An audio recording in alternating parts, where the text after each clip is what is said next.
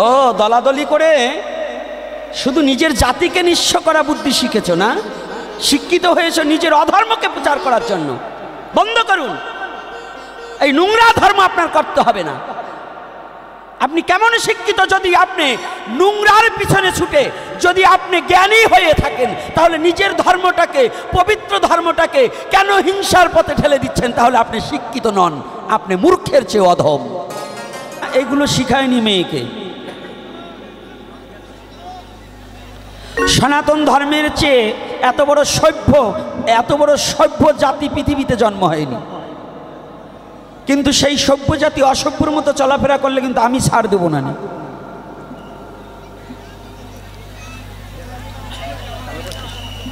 তাহলে আজকে আমরা সনাতনী জাতি, এই সনাতনী ধর্ম সভায় আমাদের যে বেদিটা আছে, এই বেদিটা কি হয়েছে বাবা? এই বেদিটা কি জানেন তো? সনাতন ধর্মের অবক্ষয়ের মূলে কি? দুটো জিনিস, একটা হচ্ছে হিংসা, আর একটা হচ্ছে হিংসা, আর একটা কি? কুসংস্কার। কি হিংসার কথা বলতে হবে, কিন্তু আমি যখন বলবো তখন জিজ্ঞাসা করলে দু চারটে বলতে হবে, আর এমনি পুটুর পাটুর বন্ধ করুন। আজকে সারা রাত যাবে, কোনো ভয় নাই।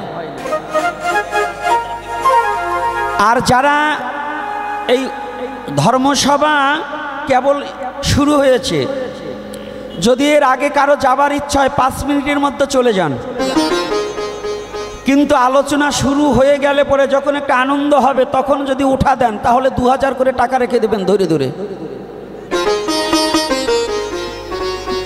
পারবেন তো? কারণ আনন্দকে নষ্ট করে দিয়ে যেতে দেব না। আজকে আমাদের যে কথাটা ভালো করে জানবেন, সর্বপ্রথম গতকাল একটা বিষয়ে আলোচনা করেছিলাম, সেটা হচ্ছে যৌতুক। নাকি গতকাল যারা এসেছিলেন যৌতুকের উপরে আলোচনা করা ছিল তো? তাহলে আজকে ওখান থেকে যাব না, আজকে অন্যদিকে আলোচনা করব। আজকে আমি একটা কথা পেয়েছি, নাম বলবো না। সনাতন ধর্মে নাকি আমাকে অনেকে প্রশ্ন করেছে, আপনার চরণে হাত দিতে দেন না কেন? আর সনাতন ধর্মের প্রায়টা জায়গায় বলি, সনাতন ধর্মের ছেলে মেয়েকে আমাদের বিভিন্ন রকম প্রশ্ন করে, তার মধ্যে কয়েকটা প্রশ্ন আছে ধর্মান্তরিত করার জন্য, যে আপনারা গাভীর দুধ খান, তাহলে গাভীর মাংস খান না কেন? কি এরকম প্রশ্ন করা হয় কি না? আপনাদের করে কি না? পিছনের বাবারা কি বলেন, এরকম হয় কি না? আচ্ছা, এইটার যদি মীমাংসা আজকে হয়ে যায়, আপনারা খুশি তো? জবাব করতে পারবেন তো? মায়েরা কি পারবেন না? আজকে যেটা শিখিয়ে দেবো এটাকে ভালো করে দৃঢ় প্রতিজ্ঞাবদ্ধ হয়ে মনে রাখতে হবে। হ্যাঁ, আর এক গ্রুপ বলে তোমরা মূর্তির পূজা করো কেন, মাটির মূর্তিতে পূজা করে লাভ কি? বলে কি না? গাছপালার পূজা করে সনাতন ধর্মে, করে কি না? এক গ্রুপ বেরিয়েছে সনাতন ধর্মের মন্ত্রকে বিকৃত করে উচ্চারণ করে। এই যে কিছুদিন আগে 5ই আগস্টের পরে দুর্গাপূজার মধ্যে গিয়ে কিছু লোক ভালো মানুষ সেজেছে, কয় আমরা গীতাও পড়ি। তো উনি যে কি পড়া পড়ছে তা আমি জানি না, এই মাথার তো মাথায় পড়িয়ে গেছে। যশোরে ঝিনাইদা শলকুপাতে, ওখানে দেখবেন, ওখানে গিয়ে আমাদেরকে নিচ দিয়ে গোড়া কাটছে আর উপর দিয়ে জল ঢালছে। এরা বলছে আমরা আপনাদের সাথে আছি, আবার আর এক দিক দিয়ে আর এক গ্রুপকে হিলিয়ে দিচ্ছে, ওগুলোকে কিলিয়ে দেশ ছাড়া কর। কি এরকম চলছে কি না? তা আমাদের কোমলমতি ছেলেমেয়েরা আমার কাছে 10টা জায়গা থেকে অন্তত ফোন এসেছে।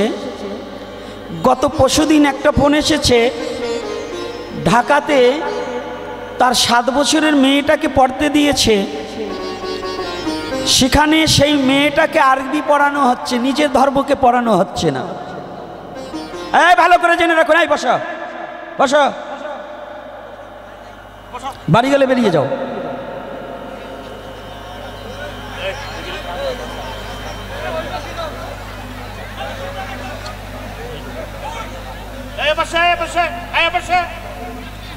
ব্যস্ত করে দুটো কাকে বের করে দেওয়া হোক।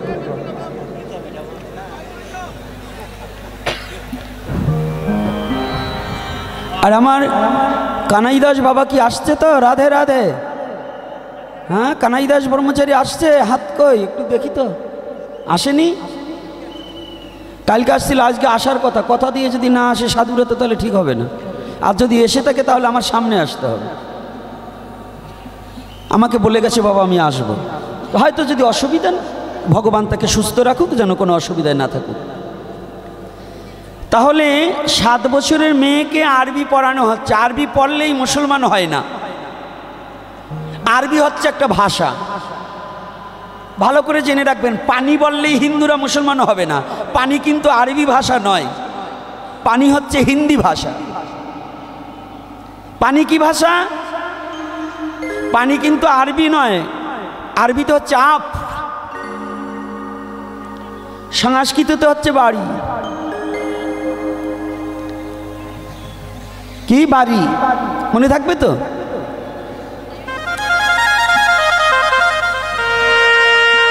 তাহলে ওখানে কি করা হয়েছে? 7 বছর মেয়েকে আরবি পড়িয়ে যাতে তার ব্রেনে এমন জায়গায় ইমোশনে হিট করবে যাতে সে যখনই 13 বছর বয়স হবে যাতে সে ধর্মান্তরিত হয়ে যায়। আমাদের যুবক ছেলেদেরও ঠিক একই অবস্থা। তাই যুব সনাতনী যারা যুবক সমাজ আছো, যাদেরকে বিশেষ করে 2-3টা জায়গায় হিট করে। একটা হচ্ছে বেদে মূর্তি পূজা নেই নাকি? কি বেদে মূর্তি পূজা আছে? বলবেন যে নেই। আচ্ছা, বেদে তো প্যান্ট পরার কথাও নাই, আপনারা প্যান্ট পরছেন কেন? বেদ যখন এসেছিল তখন তো এই সেন্ট লাগানো, সামনে সেন্ট লাগাতে হবে, প্যান্ট পরতে হবে, এগুলো তো ছিল না। ছিল? এই ছিল? তাহলে এখন তো তাহলে প্যান্ট পরা যাবে না। বেদ যখন পৃথিবীতে এসেছিল তখন তো চানাচুর সিঙ্গারা পুরি ছিল না। এই ছিল? যারা বলছে, যারা বলে যে বেদে মূর্তি পূজা ছিল না, তাদের কোরআনে যদি প্রশ্ন করা হয়, কোরআনে কি আপনারা যারা এখন যে খাবার খাচ্ছেন এই সব খাবারের কথা কি কোরআনে আছে? নেই। কিছু খাবার, এমন খাবার আছে, এই ইরিধানের কথা তো কোরআনে থাকার কথা না, আমাদের গীতায় থাকার কথা না, বেদে থাকার কথা না। ইরিধান কত বছর ধরে আসছে, কথাটা খেয়াল রাখবেন। তাহলে বেদে আমাদের সব কিছু থাকতে হবে এমন কোনো কথা নয়। আবার আছে, ইশারা দেওয়া আছে, সেটাকে বুঝে নিতে হবে। তাহলে মূর্তি পূজা, আজকের আসরটা কিন্তু আমি ভালো পাচ্ছি না, এই বাম সাইডটা খুব বিরক্ত করছে। এই যে আমার কানাই দাস বাবা এসে গেছে, চিন্তা নেই, বসুন। তাহলে আজকের এক একটা করে জবাবটা একটু ভালো করে বুঝে নিতে হবে। আমাদের মহাজনে গতস্য পন্থা,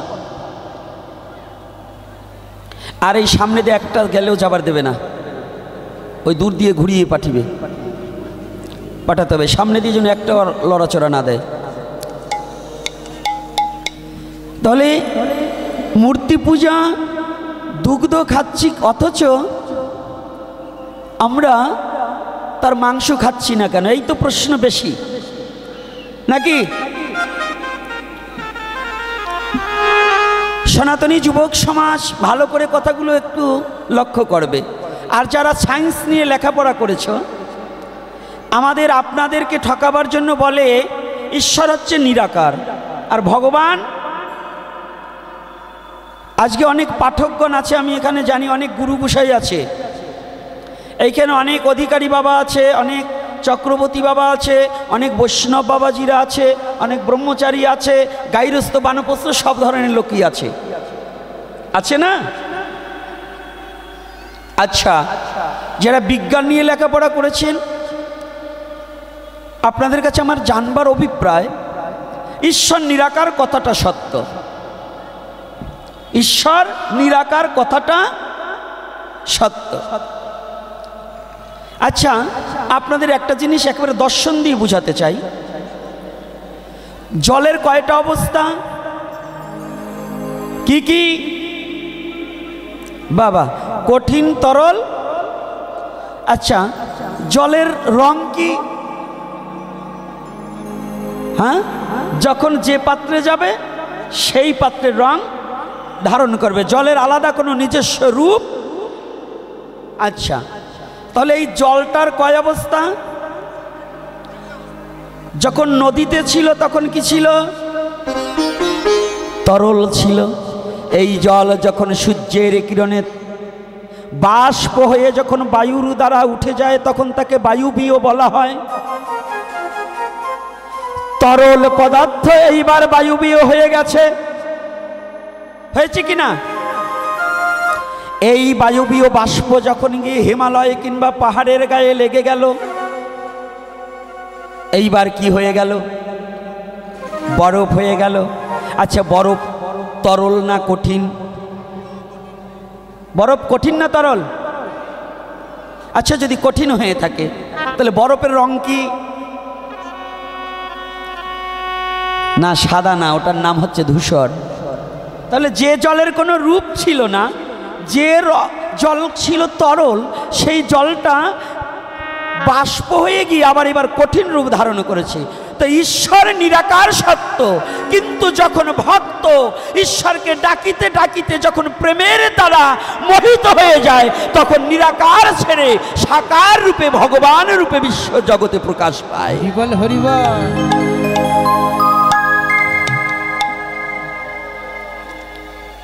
ঈশ্বর নিরাকার, এটা সত্য, কিন্তু মূর্খের দল জানে না যে আমার ঈশ্বর সর্বশক্তিমান, সে কখনো সাকার কখনো নিরাকার। ঈশ্বর কি সর্বশক্তিমান কিনা? ঈশ্বর সর্বশক্তিমান। সর্বশক্তিমান মানে কি? তিনি মূর্তিও হতে পারে, তিনি অগ্নির মধ্যে থাকতে পারে, তিনি বায়ুর মধ্যে থাকতে পারে, তিনি বৃক্ষর মধ্যে থাকতে পারে, তিনি জলের মধ্যে থাকতে পারে, পারে কি না? তিনি বাঁশের মধ্যে থাকতে পারে, তিনি মাছের মধ্যে থাকতে পারে, তিনি সমস্ত জীবের অন্তরের মধ্যেও তিনি থাকিতে পারে। ঈশ্বর যদি সর্বশক্তিমান হয়, তাহলে আমার ঈশ্বর মূর্তির মাঝেও বর্তমান আছে, বিদ্যমান আছে, আছে কিনা? এজন্যই সনাতন ধর্ম শ্রেষ্ঠ ধর্ম। শুধু একভাবে ঈশ্বর থাকে না, তিনি সর্বশক্তিমান। যদি কেউ বলে যে ঈশ্বর সর্বশক্তিমান নয় কিংবা সর্বশক্তিমান, তাহলে মূর্তির মধ্যে থাকতে পারে না, তাহলে বসবে ও বেঈমান, ঈশ্বরের শক্তি সম্বন্ধেও কিছু জানে। কি কথাটা কি বোঝানো যাচ্ছে কি না? বোঝা যাচ্ছে তো?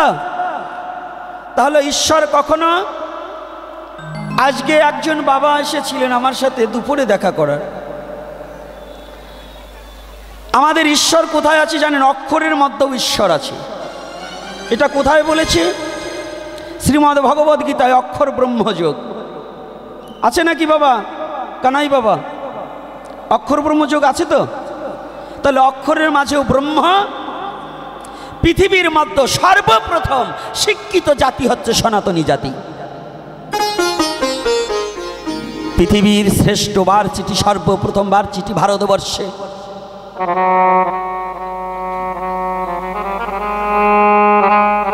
অক্ষর ব্রহ্মযোগ, অক্ষরের মাঝেও ব্রহ্ম সত্তা লুকায়িত আছে।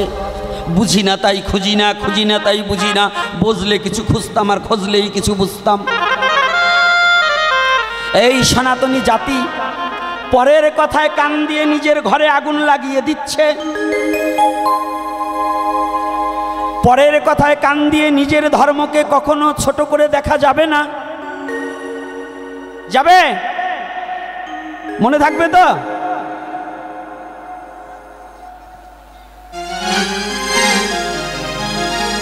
তাহলে ঈশ্বর কি সাকার না নিরাকার? হ্যাঁ,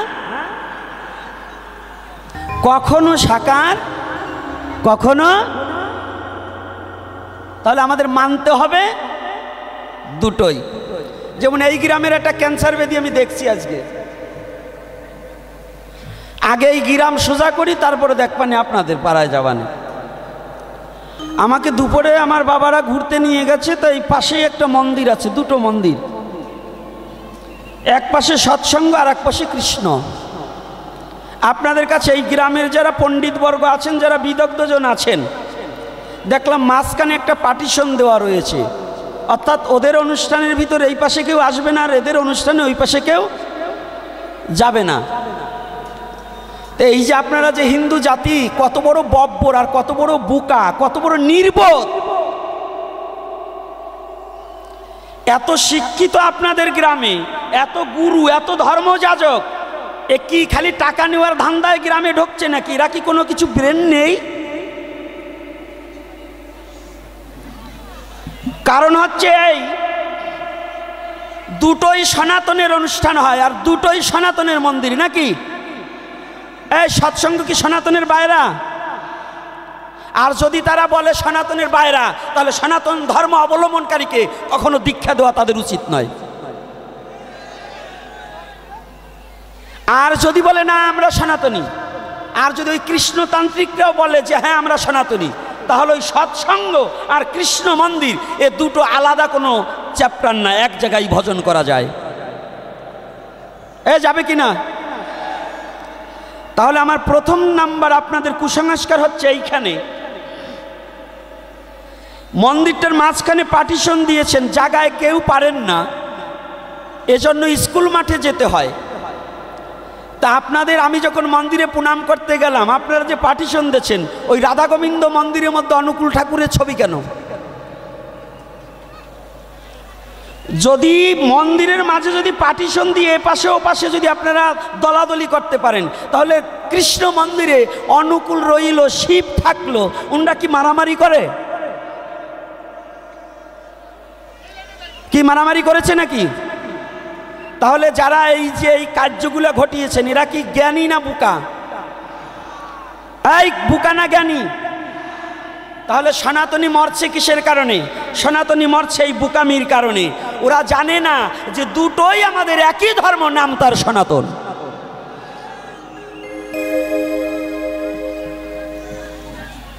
এই এক মন্দিরে শিব, দুর্গা, কালী, লক্ষ্মী, সরস্বতী, গণেশ, কার্তিক এই সব ঢুকিয়ে দিবেন, কৃষ্ণ, রাম, নারায়ণ, বিষ্ণু এদেরকে ঢুকিয়ে দেবেন। আই মাই, এই সামনে দিয়ে এখন যাওয়া আসা করবে না, বন্ধ।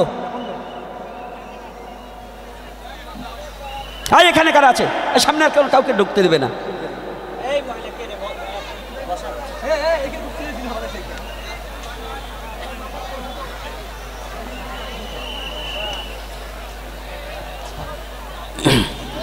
লোক হয়েছে প্রচুর।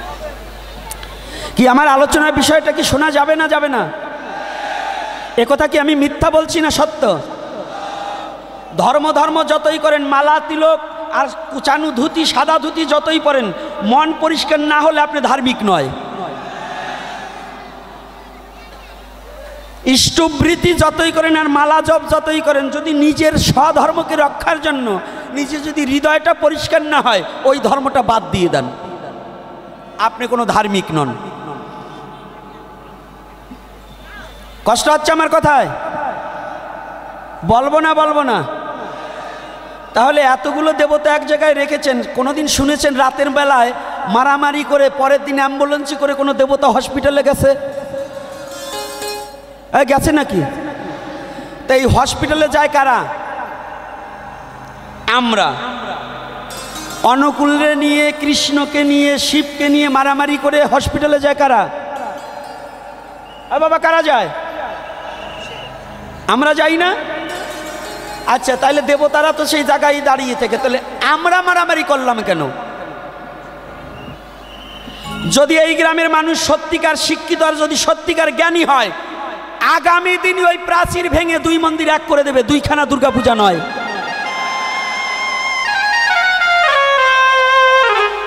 হ্যাঁ যুব সমাজ, এই গ্রামে একটা দুর্গাপূজা করলেই হবে। দুর্গা তো একাই মা, তিনখানা চারখানা দুর্গাপূজার প্রয়োজন কি দলাদলি করে? ও দলাদলি করে শুধু নিজের জাতিকে নিঃস্ব করা বুদ্ধি শিখেছ না, শিক্ষিত হয়েছ নিজের অধর্মকে প্রচার করার জন্য। বন্ধ করুন, এই নোংরা ধর্ম আপনার করতে হবে না। আপনি কেমন শিক্ষিত যদি আপনি নোংরার পিছনে ছুটে, যদি আপনি জ্ঞানী হয়ে থাকেন, তাহলে নিজের ধর্মটাকে, পবিত্র ধর্মটাকে কেন হিংসার পথে ঠেলে দিচ্ছেন? তাহলে আপনি শিক্ষিত নন, আপনি মূর্খের চেয়ে অধম।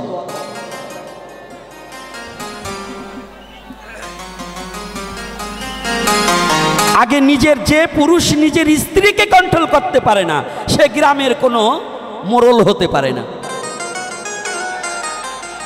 আগে নিজের গ্রামকে যে কন্ট্রোল করতে পারে না, সে বাইরে কখনো সমাবেশ করে তার কোনো কিছুর প্রয়োজন করে না। কষ্ট হচ্ছে নাকি? তাহলে কি আজকে আমাকে ঘুরতে নিয়ে গেছে আদর করে, ওনরাও বোঝেনি যে এই হারামজাদা নিলে আমাদের কপালে এই ঘটবে। আগে জানলে নিত না। কি রাগ করছেন নাকি বাবারে? তাহলে আমরা এই ধর্মসভা কেন? সকলে এই ধর্মসভার আয়োজন কে করেছে জানেন তো? তৎকালীন সময় আর্য মহর্ষিরা করে তো, জায়গায় জায়গায় নৈমিষারণ্যে, হরিদ্বারে, যেখানে অগণিত আর্য মহর্ষিরা একত্রিত হয়ে দেশ মাতৃকার কল্যাণার্থে, সনাতনী জাতির কল্যাণার্থে সমস্ত আর্য মহর্ষিরা একত্রিত হয়ে যার যার সাধনার যে প্রাপ্তি ফল ছিল, এটা জনগণের মধ্যে বিতরণ করে দিত। তোমরা সবাই ভগবতমুখী হও।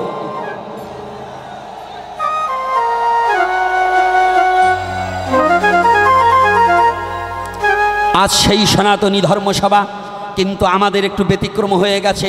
তৎকালীন সাধুরা, তৎকালীন আর্য মহর্ষিরা পরহিত রতয়িতা, পরের হিতের জন্য কর্ম করত। আর এখন বর্তমান গুরু গোসাই সাধু বৈষ্ণব এরা নিজের স্বার্থ কায়েমের জন্য আপনাদেরকে ব্যবহার করছে।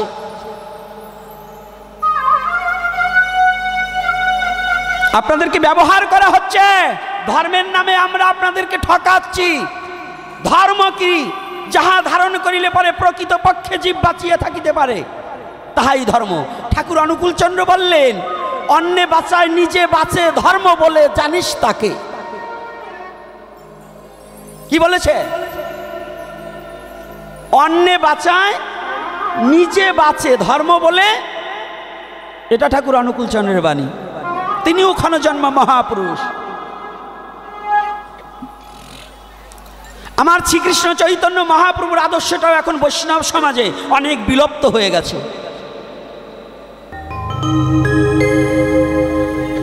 ঠাকুর অনুকূল চন্দ্রের আদর্শটাকেও এখন ঋত্বিকরা বিলুপ্ত করে দেওয়ার পথে দিয়েছে।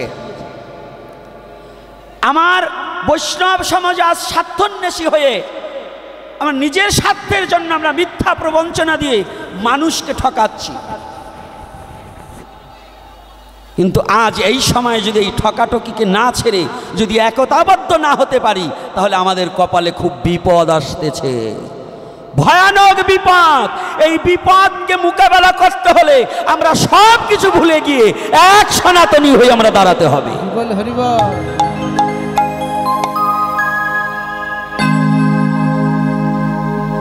আমরা কি জয়নিতাই? আমরা কি মনে থাকবে তো?